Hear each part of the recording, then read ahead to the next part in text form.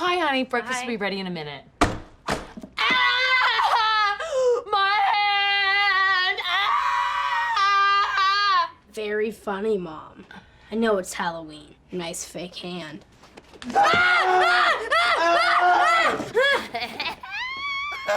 Oh yeah, welcome to Learn English with TV series. It's Halloween season and as you just saw, today we're learning English with the queen of Halloween, Claire from Modern Family. We love Halloween, especially Claire. It's my favorite holiday. Ever since I was a kid, I loved scary things. If there was a new horror movie in town, I was the first in line. One, please. And I met Phil. 2, please. But before we get started, if you want to understand fast-speaking natives without getting lost, without missing the jokes, and without needing subtitles, then be sure to subscribe to this channel and activate the notification so you never miss out on any of our new lessons.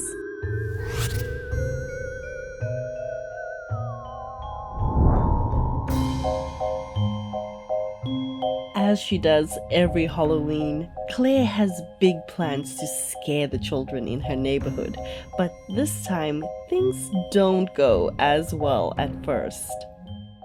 All right, now I just want to run through this really quick with everybody. First it's trick or treat, and then Phil. Come in if you dare. Right, and then Dad does the thunder and the lightning and the fog, usher the children in, past Alex in her cage. I'm in a cage? Yes, you're in a house of horrors being held against your will. Yeah, I know. So why do we need the cage? And then Gloria pops up as the evil village bruja, and she says, "Welcome to your nightmare." And then Cam and Haley do their thing. Kids get their candy. They are ushered out. They think it's all over, but it's not, because out on the porch, the scarecrow pops to life. Wow, for one final. And that's Mitchell. You're the scarecrow. Oh, no. I was in a costume all day. It was awful. It's nothing compared to when I was... You don't own bad Halloweens. Don't I? We get it, Cam. Hard day. Mitchell, please. The costume's in the kitchen. Come on.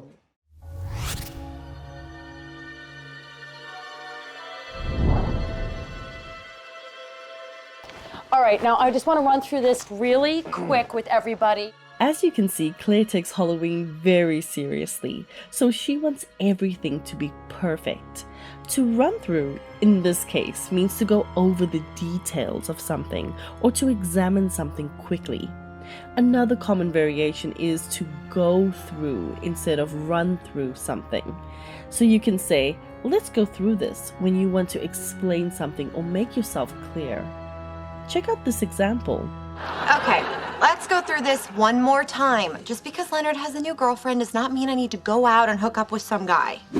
First it's trick or treat, and then Phil. Come in if you dare. Right. Trick-or-treating is a common tradition on Halloween. So kids dress up in Halloween costumes and go around to houses asking for candy. When this tradition was revived by Irish and Scottish immigrants in 19th century America, at first it was more about the tricks than the treats. A trick would be a prank the kids play on the owner of the house in case they don't give candy or treats to the kids. But after the 1950s, this custom became more family-friendly and kid-centered, as we see today, with more focus on giving kids candy or treats. Here's a nice clip from Friends to illustrate that. Trick or treat. Oh, well, you're just the prettiest ballerina I've ever seen. Thank you. Oh, wow. That deserves another piece of candy. First it's trick or treat, and then Phil. Come in if you dare. Right. Phil is supposed to welcome the kids to the House of Horrors by saying, "Come in if you dare." This means come in if you have the courage to do so. If you dare someone, you challenge them to do something risky or dangerous. You can also use the phrase, "don't you dare," to threaten someone or to express that if someone does something you don't want them to do, they will suffer the consequences. Listen to me. You're never going to see Sherry ever again. I have to tell Manny the truth. Don't you dare. Tell me what? Right, and then Dad does the thunder and the lightning and the fog, usher the children in, past Alex in her cage. I'm in a cage? We usually use the word fog when talking about the weather. If the weather is foggy, there's a thick cloud of tiny water droplets in the atmosphere or near the Earth's surface, which reduces visibility. In the context of this scene, however, Claire is talking about the artificial fog that her father Jay is supposed to activate during their House of Horrors show. This kind of artificial fog is also very common in movie productions and concerts. To usher someone means to show someone where they have to go by guiding them. For example, she ushered us into her office and offered us coffee. In this case, when Claire says usher the children in, she means showing the children the way into the House of Horrors. I'm in a cage? Yes, you're in a House of Horrors being held against your will. Yeah, I know. Your will is what you want to do. If someone is held against their will, they are kept somewhere they don't want to be, as a prisoner, for example.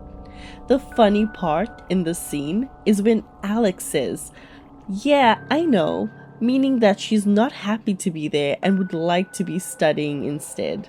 If anyone out there is listening, I'm being held here against my will. I'm a minor. And then Gloria pops up as the evil village 𝗙𝗏𝗘𝗘 and she says, "Welcome to your nightmare."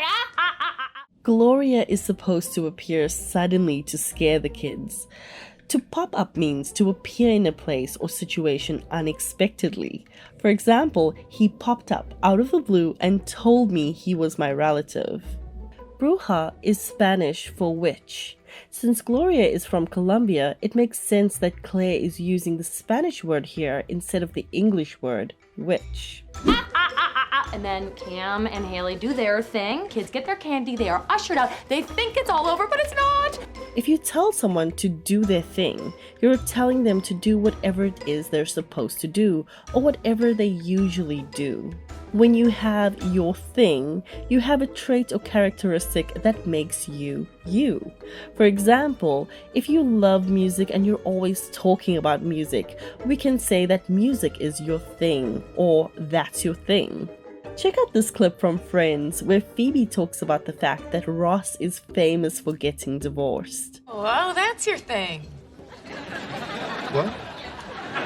Your thing, you know, that you're the guy who gets divorced. That's not my thing.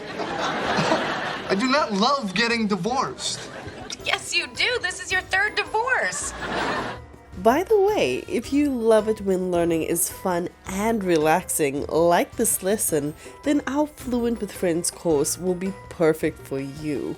So, in our Fluent with Friends course, you will learn the 3 keys to English fluency, which are the vocabulary and expressions that native speakers actually use every day. Connected speech, you know how we native speakers reduce, cut, and connect words so you can understand your favorite movies and TV series without subtitles.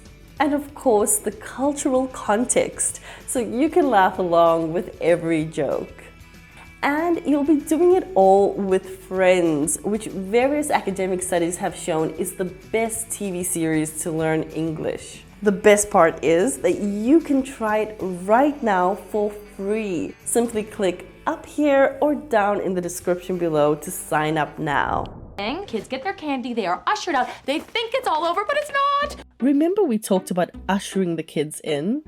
In this scene, the meaning is the same, but Claire is using it to express the opposite, to show the kids out of the house. There's also a profession called usher. So the usher is someone responsible for showing people to their seats, especially at a theater or at a wedding. By the way, when am I going to get to be in the wedding party? What do you mean?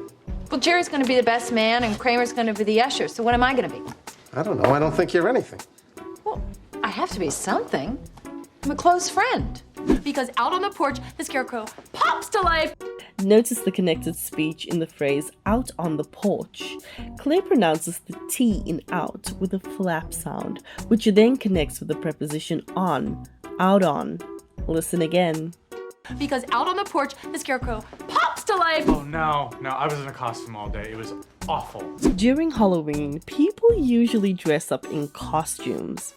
So costumes are clothes you wear to pretend you are someone else, usually a monster, superhero, or historical figure. Check it. I'm a scary black cat.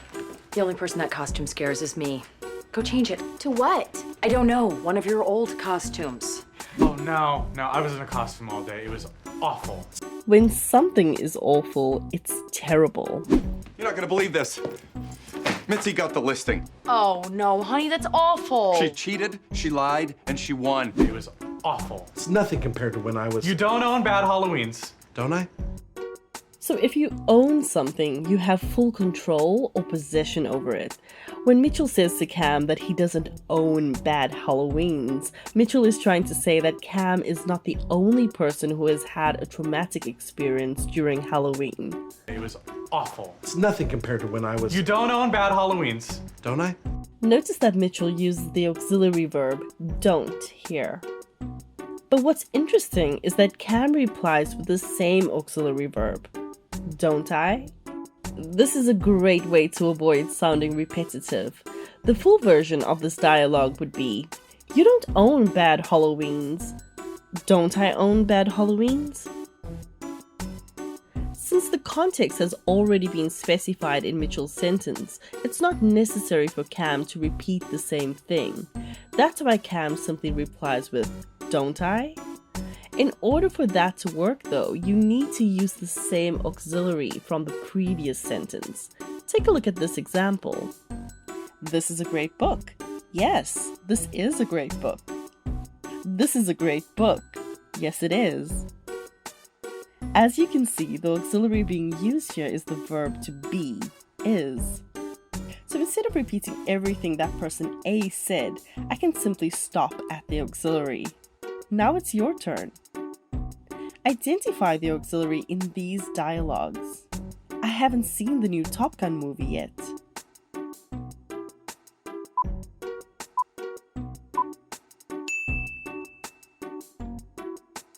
I bought a new TV.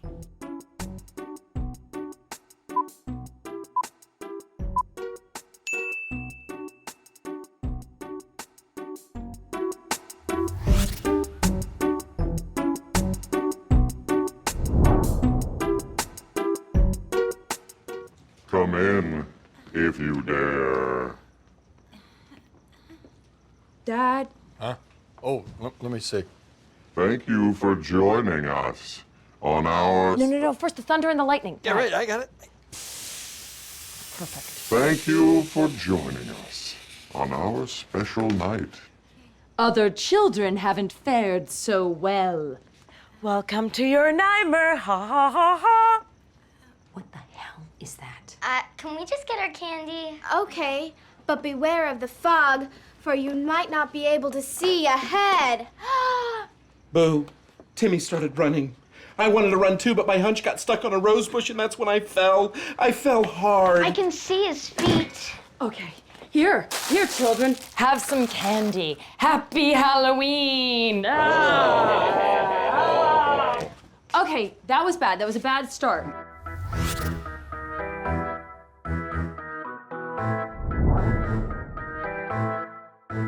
Thank you for joining us on our special night. Other children haven't fared so well. Trying to scare the kids, Claire says that other children haven't fared so well when they entered the House of Horrors before. This means that other children haven't been very successful or safe. The verb to fare in this context means to succeed or perform well in a situation. For example, how did you fare in your exams? I didn't fare so well. I need more practice. Can we just get our candy? Okay, but beware of the fog, for you might not be able to see ahead. Boo. Beware of means pay attention to or be on the lookout for. Do you remember the word fog? Well, if you drive or walk in foggy weather, your visibility is reduced and you can't see very well what's in front of you or ahead of you. But there's a funny play on words here because ahead also sounds like a head. That's why Haley shows Cam's head right after she says this. Can we just get our candy? Okay, but beware of the fog, for you might not be able to see ahead. Boo. Timmy started running. I wanted to run too, but my hunch got stuck on a rose bush, and that's when I fell. Cam says this phrase really fast, doesn't he? Let's analyze. The verb wanted becomes wanted, which is a common way to pronounce this word, especially in American English. Then the word to gets reduced to a duh sound. Putting it together, we have, I wanted to run too. Timmy started running. I wanted to run too, but my hunch got stuck on a rose bush, and that's when I fell. When he was a kid, he dressed up as Quasimodo from the Disney movie The Hunchback of Notre Dame. A hunchback is someone who has a large lump on their back and who walks as though they're bent over. Cam was probably wearing a costume with a hunch on it, and that part got stuck on a rose bush, causing Cam to fall. Which picture shows bushes?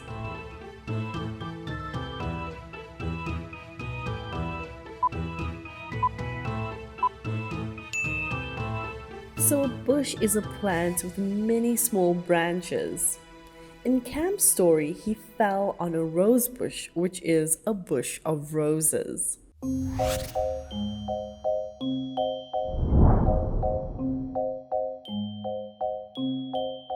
Usher the children in, past Alex in her cage. I'm in a cage? Yes, you're in a house of horrors being held against your will. Yeah, I know. So why do we need the cage? If you are held against your will, you are kept somewhere you don't want to be, kept somewhere you didn't know existed, kept somewhere people can't see you.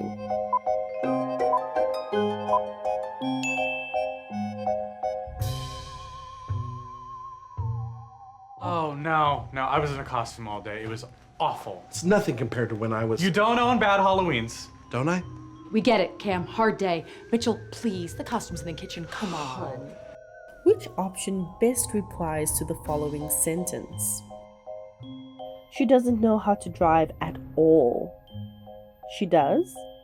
Doesn't she? She doesn't?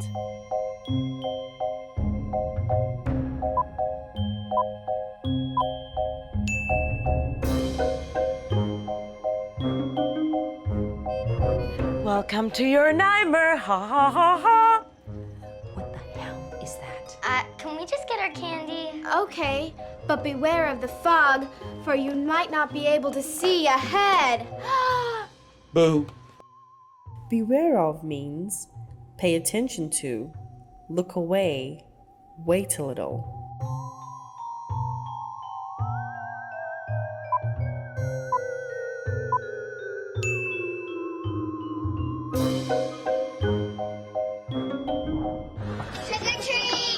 Oh, can I give out the candy? Trick-or-treating is a very common activity that began in the USA about 100 years ago, although the origins date back to 16th century Britain and Ireland, in which children knock on the doors of houses on Halloween night and shout trick or treat. This means that the person who answers the door has two options: to give a treat, such as sweets or candy, or otherwise they will get a trick, a prank, as a consequence. Trick or treat! Would you like some candy? Yeah!